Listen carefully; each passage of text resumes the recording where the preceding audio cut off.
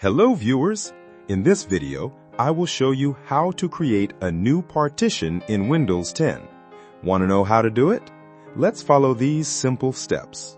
Right-click on the This PC icon and select the Manage option.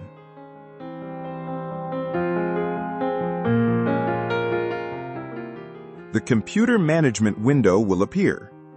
On this window, from the left-hand side, click on the Disk Management option. Now, right-click on the partition in which you want to create more partitions and select the Shrink Volume option.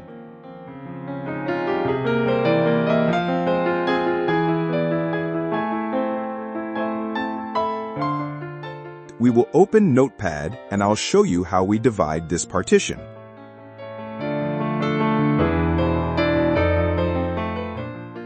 Our total disk space is 38 gigabytes.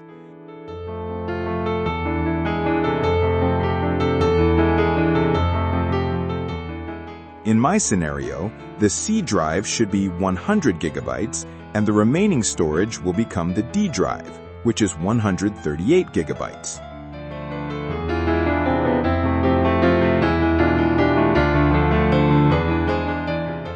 Now copy the value for the D drive and multiply it with megabytes. Open the System Calculator and calculate. 138 and multiply it 1024.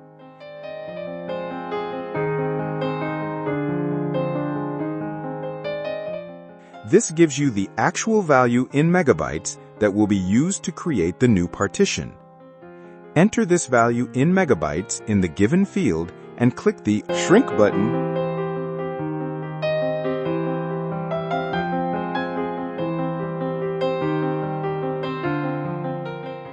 A new partition has been created. Right-click on it and select the New Simple Volume. To continue, click the Next button. Again, click the Next button. Now you can assign any letter to the new partition and click Next again. Finally, click the Finish button. These are easy and simple steps you can follow to create a new partition in Windows 10.